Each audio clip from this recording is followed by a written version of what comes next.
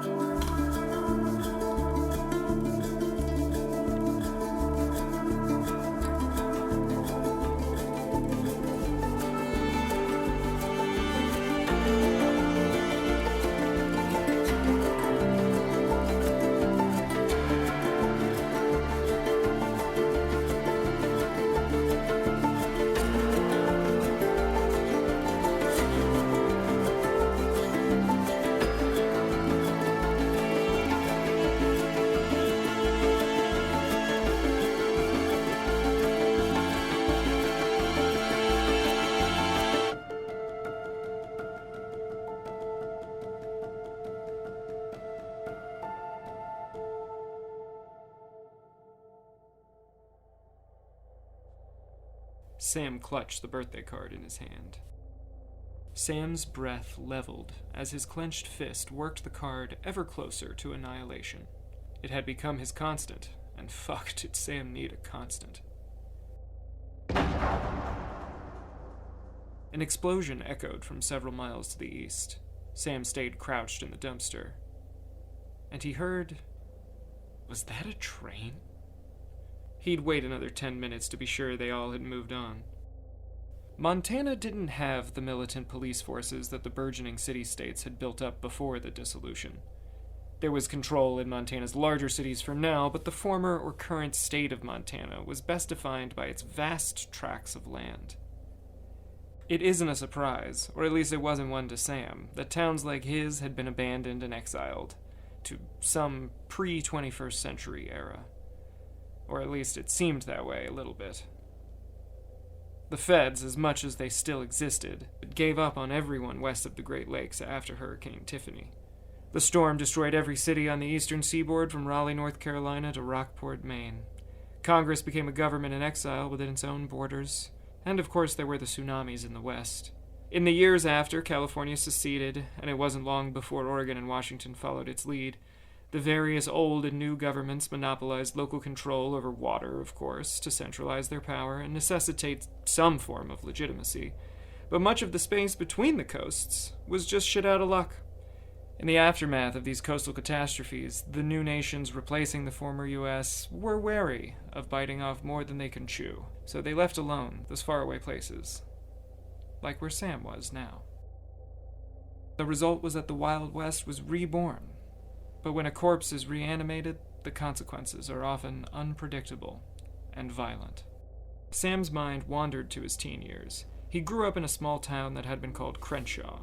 Fuck it if anyone knows its name now, he thought to himself. The town had become a battleground between the nearby Crow and the New Christian Liberators, a ragtag group of don't-tread-on-me types who were now using the private arsenals they had built and been itching to play with for years. They claimed to be spreading the will of God, of course, but that will, as of yet, seemed to be based exclusively on a creed of destruction and theft. However, the Liberators did not anticipate the Crow. The dissolution of federal control, and with it any aid, left a power vacuum between the coasts, and this presented a unique opportunity for indigenous people that had not been available before. The dumpster shook gently as a large vehicle rode past. The sounds of young men laughing with hormonal pleasure floated threateningly in the air. Sam could picture what he presumed was a truckload of young men from ages 16 to 30, costumed in their now trademark rancher paraphernalia.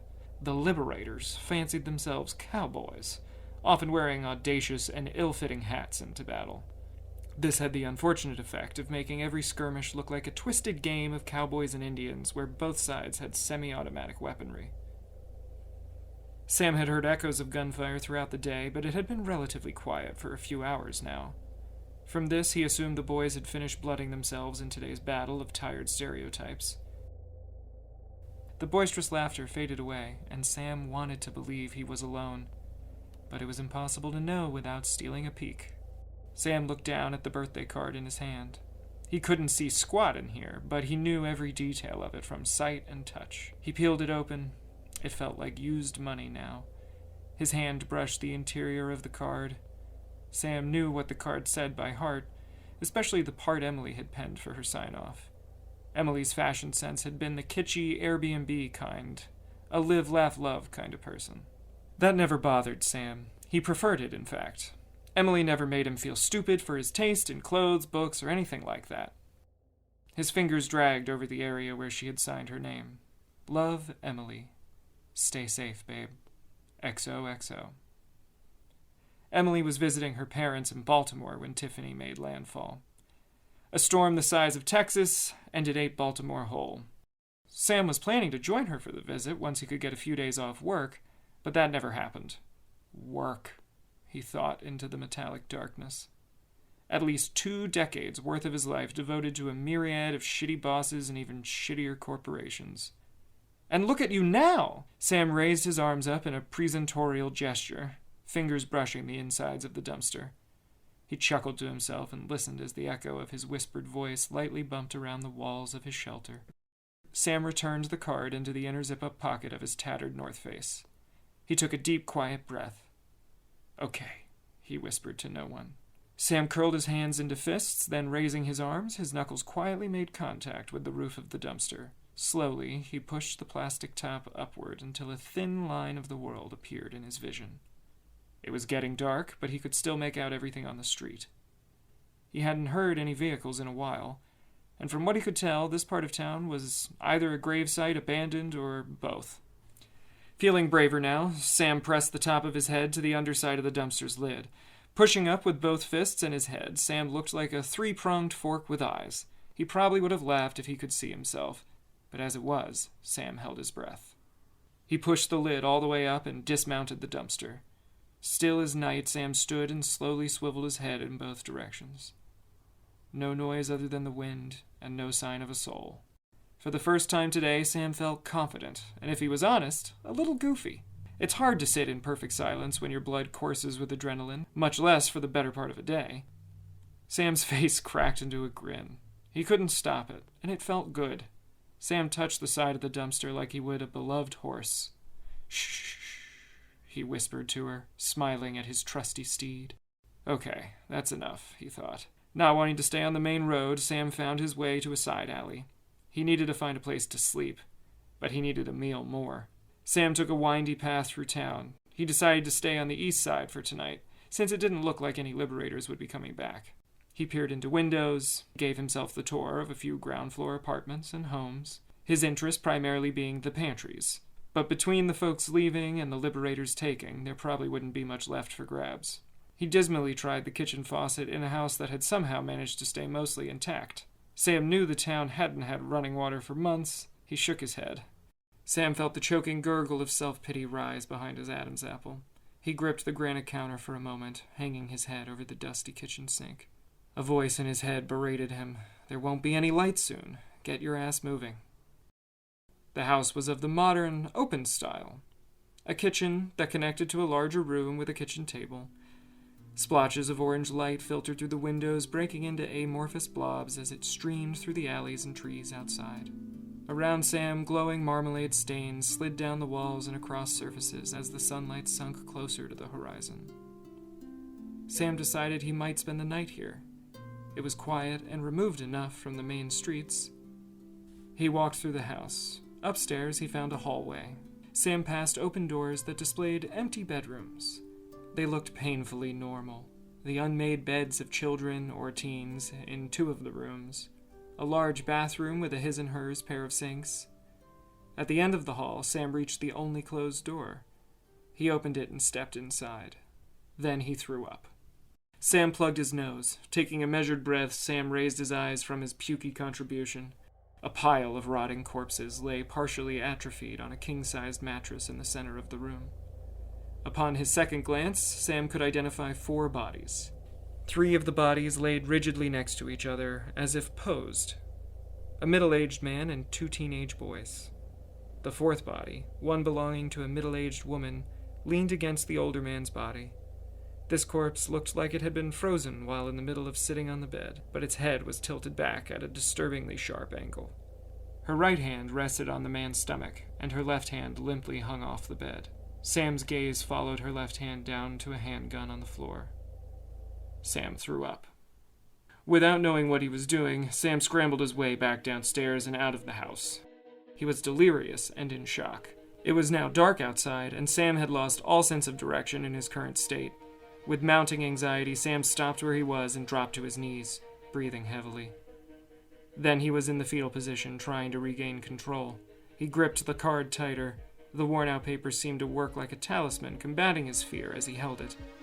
Sam felt his mind expand and then go quiet. He passed out. Thomas prodded the sad-looking white man at his feet. Nothing. This guy is out. Hey, guy! Maureen was not having it this late in the day. Thomas looked over at Maureen like some kind of creepy wind-up toy. His head swiveled toward Maureen expressionlessly, stopped gently with eyes on her. Then it bounced back at the same lazy pace to look at the man again. Hey, fucker! Get up! Maureen kept her voice low but firm. She wasn't going to attract any unwanted attention, but her meaning and intent was clear. It must have registered on some level because the man stirred. He opened his mouth to inhale, catching minuscule flakes of dirt in his breath. He sat up coughing. He didn't notice Thomas's boots, shins, and then knees, until he recovered. Then he started backwards in an ass-led form of a crab walk. The sudden exertion of this scrambling movement reignited his coughing fit, which took another minute to get a handle on. Maureen was practically in tears with laughter by the time Whitey recovered. Thomas smiled in spite of himself. Howdy. You look like your world has been torn into 100 pieces. Thomas leaned down, offering his hand. Ours, too. The man took his arm. When he was up, he looked at Thomas and Maureen. Hey, he said cautiously. I'm Sam. All righty then, Maureen said loudly, her eyes lolling skyward with impatience. Thomas and Maureen started walking. Sam stood motionless for the better part of 30 seconds, but then he followed after them. They walked for about 20 minutes in relative silence. Sam walked a few paces behind them, half-conscious and trying to determine whether or not he was a captive. Occasionally, Maureen would point at gutted strip malls and rotting billboards. With each directive forefinger, she offered a memory to Thomas relating to that location or fun park advertisement. This was a surreal experience for Sam, but then again, there is little he could think of that hadn't been surreal in recent memory. I don't even know their names, Sam suddenly realized. Hey, guys. What? Maureen looked over her shoulder at Sam. Despite her flat tone, this woman didn't seem angry or irritated. She sounded bored. I just realized I don't know your names. Good. That's Maureen, said the young man, and I'm her brother Thomas. Maureen swung an arm out and whacked Thomas in the ribs. What the fuck, dumbass? What's he gonna do, Maureen? Report us? Maureen mumbled something about Christian liberators and fell silent for a few minutes. Are you with the Indians? Sam asked. He regretted it instantly. Thomas and Maureen both stopped walking. They turned toward him, sweat droplets forming on their foreheads from the high sun. What do you care? Maureen's voice took on an icy quality. I'm not trying to say anything. I just don't know where we're going or why you bothered to bring me along, Sam offered submissively. Thomas looked at Sam with increased interest. Why would you assume we aren't the Christian liberators? Well, I would probably be dead if you were, Sam said bluntly. This answer seemed to please Thomas. He smirked happily and nodded. Then he continued walking. Maureen followed suit. Sam now knew their names, but he wasn't sure if he should feel more or less secure. They walked on for another hour. Paved roadways lined with decaying structures gave way to dirt footpaths that wound through lush fields. With no one farming or grooming, acres and acres of abandoned land were already being reclaimed by Earth's green emissaries. The expanse of Yellowstone grew into the sky as they moved farther from the town. Even though he had been so close, apparently, Sam did not recognize where he was. He passed through this new world with hallucinogenic wonderment, but that was probably because he needed water and food. In some areas, the greenery lowered above them, forming walls of life on either side. Alfalfa, wheat, poppies, and some odd corn stalks were intermixed on either side of the path. Sam craved water, and his stomach craved something to digest. He had built up the courage to ask Maureen and Thomas if they would be willing to rest for a moment, but he decided to wait on that request as the path began to narrow. They now walked single file, and within 15 minutes the plant walls fell away to reveal a clearing. The space was massive, at least 10 square acres, and it was divided almost perfectly at the edges. Half of the clearing was that of these overgrown fields, and the other half a rounded forest edge with dense growth beyond its border. "Welcome," said Maureen, her tone now much lighter. As they entered the clearing, Thomas looked back at Sam with a smile, but Sam didn't notice. He was taking it all in. The clearing was a feat, obviously man-made, but taking up no more space than necessary. A dozen pathways routed out of the clearing in various directions, both to the forest and through the high-growth fields. "Whoa," said Sam, completely dumbfounded. As Sam let his feet follow after his new companions, he began to feel the eyes on him. Sam diverted his attention from the space he was in, now looking around at the hundreds of people chatting, playing, building, or cooking. People saw him, some people stared, watching him pass. Or after noticing Sam, some would turn to those nearby, pointing animatedly at the newcomer. "Hello!" A booming voice pulled Sam away from his ogling. "So good to see you back home, Maureen. Thomas!" A giant woman, no shorter than 6'3", emerged from a circle of lawn chairs. "And who's this?" Her eyes turned on to Sam. Her question seemed to cue everyone in earshot that the show was starting, because a quiet began to settle around them. Sam looked up at the woman, frozen. His eyes darted around to the 24 or so people now waiting on his reply. "My name is Sam," he said shakily. "Welcome, Sam. I'm Maria."